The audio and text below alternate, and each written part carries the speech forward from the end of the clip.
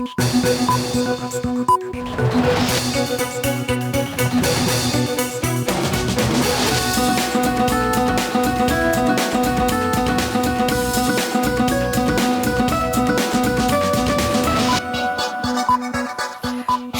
স্বাগত মাছরাঙা সংবাদে। আপনাদের সঙ্গে আছি আমি নাবিলা ফেরদৌস।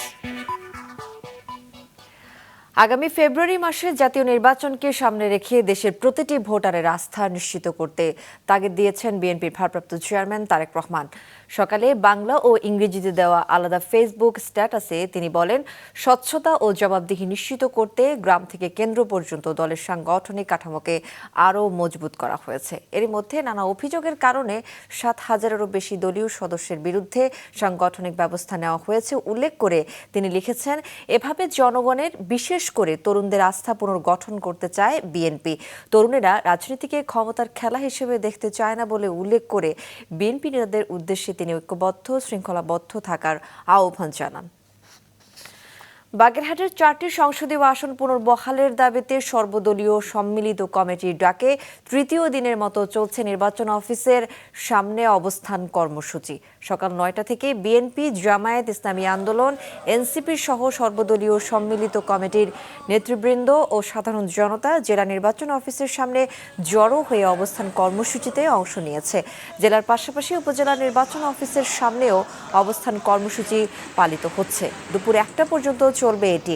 শুক্র ও শনিবার বিরতির পর আগামী রবিবার থেকে আবারও অবস্থান কর্মসূচি পালন করা হবে বলে জানিয়েছেন সংশ্লিষ্টরা। আসন পুনর্বহালের দাবিতে বাগেরহাটে নির্বাচন অফিসের সামনের অবস্থান কর্মসূচি সম্পর্কে কিছুক্ষণ আগে জানিয়েছেন আমাদের সহকর্মীরা। বাগেরহাটের 4টি সংসদীয় আসন পুনর্বহালের দাবিতে আজও কিন্তু নির্বাচন অফিসের সামনে বিএনপি, জামাত সহ সর্বদলীয় সম্মিলিত কমিটির নেতাকর্মীরা এখানে কিন্তু অবস্থান নিয়েছে। আজ আমরা এখানে দেখতে পেয়েছি স্থায়ী তাঁবু গেড়ে কিন্তু এখানে তারা অবস্থান কর্মসূচিতে অংশ নিয়েছে। তারা যেটা বলছে যে এই আসন ফিরে না পাওয়া পর্যন্ত এই আন্দোলন কর্মসূচি চালিয়ে যাবে। তারা শান্তিপূর্ণভাবে অবস্থান কর্মসূচিতে অংশ নিয়েছে।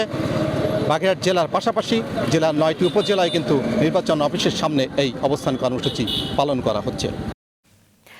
জুলাই সনদের ভিত্তিতে ফেব্রুয়ারিতে জাতীয় নির্বাচন, পিআর পদ্ধতিতে ভোট, জাতীয় পার্টি ও 14 দলের কার্যক্রম নিষিদ্ধ সহ কয়েক দফা দাবিতে রাজধানী ঢাকায় আজ বিক্ষোভ মিছিল করবে জামায়াত সহ 7টি দল। বিক্ষোভের আগে বায়তুল মোকাররম, জাতীয় প্রেস ক্লাব সহ আশপাশের এলাকায় দলগুলো সংক্ষিপ্ত সমাবেশ করবে। বিকেল থেকে সন্ধ্যা পর্যন্ত এসব কর্মসূচি চলবে। প্রায় একই দাবিতে 7টি দল 3 দিনের কর্মসূচি ঘোষণা করেছে। আজ প্রথম দিনে রাজধানী ঢাকায়, কাল শুক্রবার বিভাগীয় শহরে এবং 26শে সেপ্টেম্বর সব জেলা ও উপজেলায় বিক্ষোভ মিছিলের কর্মসূচি রয়েছে দলগুলোর। মানবতা বিরোধী অপরাধের মামলায় শেখ হাসিনা সহ 3 জনের বিরুদ্ধে দ্বিতীয় দিনের মতো সাক্ষ্য দিচ্ছেন জুলাই গণ অভ্যুত্থানের অন্যতম সংগঠক নাহিদ ইসলাম। বিচারপতি গোলাম মর্তুজা মজুমদারের নেতৃত্বে 3 সদস্যের ট্রাইব্যুনাল বেঞ্চ সকালে সাক্ষ্য গ্রহণ শুরু হয়। এর আগে সকালে এ মামলার সর্বশেষ সাক্ষী ট্রাইব্যুনালে উপস্থিত হন। গতকালও ট্রাইব্যুনালে নাহিদ প্রায় 1.5 ঘণ্টা জবানবন্দি দেন। প্রথম দিনে জবানবন্দিতে জুলাই আন্দোলনের সাধারণ শিক্ষার্থীদের ওপর আওয়ামী লীগ, ছাত্রলীগের দমন পীড়নের বর্ণনা দেন তিনি।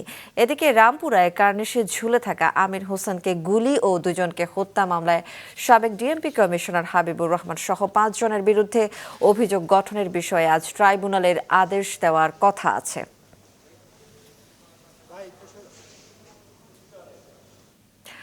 লিবিয়ার বিভিন্ন ডিটেনশন সেন্টারে আটক 176 বাংলাদেশি দেশে ফেরত এসেছেন। আন্তর্জাতিক অভিবাসন সংস্থা IOM এর সহযোগিতায় লিবিয়ার বাংলাদেশ দূতাবাস তাদের দেশে ফেরত পাঠিয়েছে। সকালে বিশেষ বিমানে তারা হযরত শাহজালাল আন্তর্জাতিক বিমানবন্দরে পৌঁছান।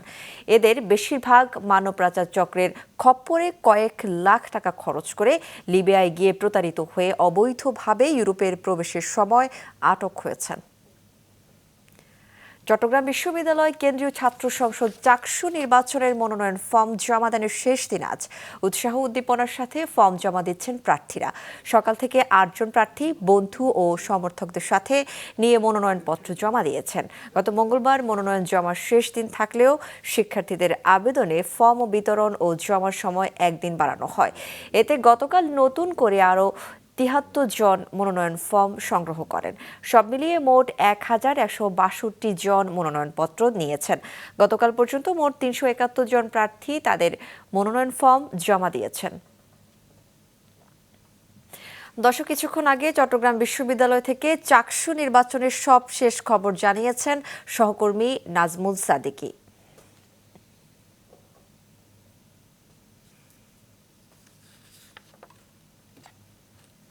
চাকসু ভবনে আছি। মনোনয়নপত্র জমাদানের আজকে শেষ দিন, বলা যায় আনুষ্ঠানিক যে কার্যক্রম সেটি শেষ আজকেই হবে। গতকালই শেষ হওয়ার কথা ছিল, কিন্তু একদিন সময় বাড়ানোতে আজকে পর্যন্ত সেটি গিয়ে ঠেকেছে।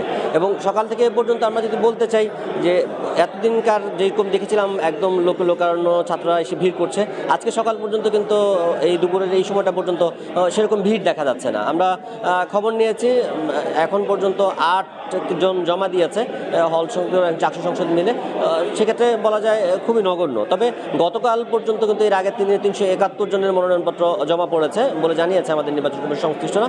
একটি বড় কারণ হতে পারে এই জন্য যে দুপুরের দিকটাতে বড় প্যানেল যেগুলো রয়েছে, ছাত্রদল, ছাত্র শিবির সংশ্লিষ্ট কিংবা অন্যান্য যে প্যানেলগুলো রয়েছে, তারা 3টির সংবাদ সম্মেলন হবে আমরা জানতে পেরেছি।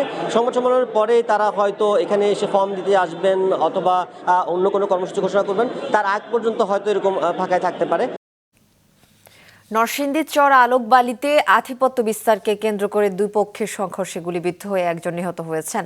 এ ঘটনায় আহত হয়েছেন অন্তত 5 জন। সকাল 6টার দিকে এই সংঘর্ষের ঘটনা ঘটে। নিহত ব্যক্তির নাম পরিচয় এখনও জানা যায়নি। প্রত্যক্ষদর্শীরা জানান, স্থানীয় দুই পক্ষের মধ্যে দীর্ঘদিন ধরে বিরোধ চলে আসছিল। সকালে এই বিরোধের জেরে দুই পক্ষের মধ্যে সংঘর্ষ শুরু হয় এবং এক পর্যায়ে গুলিবর্ষণের ঘটনা ঘটে। খবর পেয়ে পুলিশ ঘটনাস্থলে গিয়ে পরিস্থিতি নিয়ন্ত্রণে আনে। এবার আন্তর্জাতিক। গেল 24 ঘন্টায় গাজা জুড়ে ইসরায়েলি হামলায় 83 প্যালেস্টাইনি নিহত হয়েছে।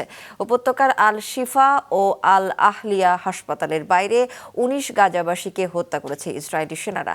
হামাস এই হামলাগুলোকে পূর্ণাঙ্গ যুদ্ধাপরাধ হিসেবে নিন্দা জানিয়েছে।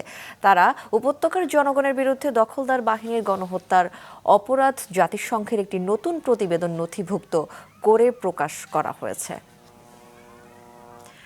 খেলার খবর, এশিয়া কাপে আজ খেলবে শ্রীলঙ্কা ও আফগানিস্তান। তবে এই ম্যাচে ভাগ্য নির্ধারিত হবে বাংলাদেশের।